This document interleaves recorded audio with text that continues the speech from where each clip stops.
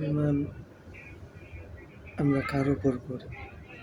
যার উপর অধিকার আছে তার উপর তো অভিমান করি। আসলে আমি যাকে ভালোবাসি, যার প্রতি আমার অধিকার আছে, যার প্রতি আমি অভিমান দেখাতে পারবো, তারপরে তো অভিমান করব। আসলে মোদ্দা কথা কি, অভিমানের ভাষা সবাই বোঝে না। যদি বুঝতো তাহলে আসলে রাগারাগি করতে হইতো না, বলতে হইতো না কিছু। আসলে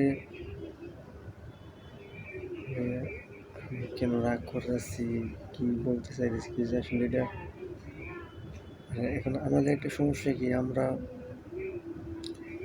সবসময়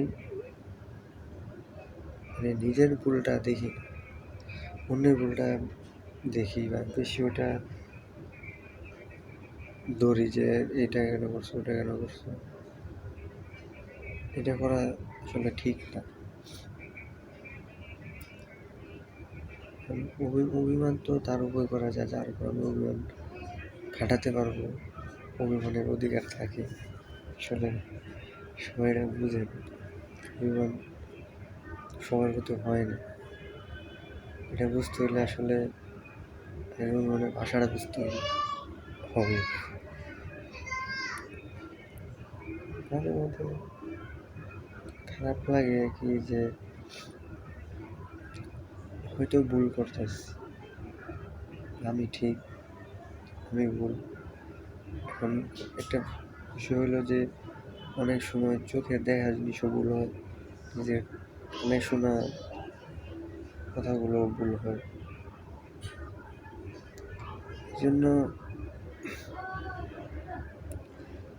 একটা জিনিস কাউকে বলার আগে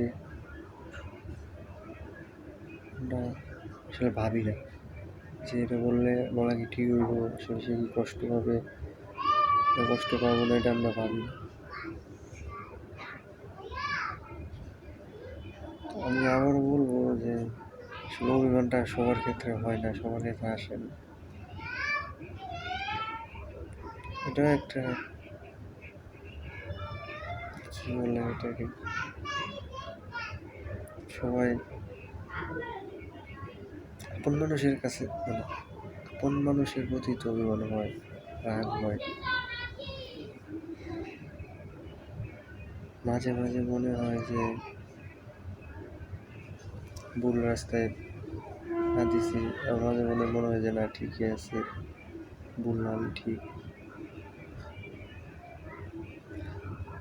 রাগ তো রাগ কার প্রতি হয়? আমরা যারে ভালোবাসি মন থেকে, তার প্রতি তো রাগ হয় না। আমার ধারণা যে রাগ, আমার যেটা মনে হয়, আমি আমার নিজের এটা বলতেছি, যেগুলো কারো বিষয় বা যে কোনো কারো যদি আমি রাগ করি, আমার মনে হয় যে তার প্রতি আমার ভালোবাসা এটা যেন আরো মজবুত হয়ে বাইরে যায়। আমার কাছে এটা মনে হয় আসলে রাগ করাটা তো আসলে ভালো না, নিজেরই ক্ষতি।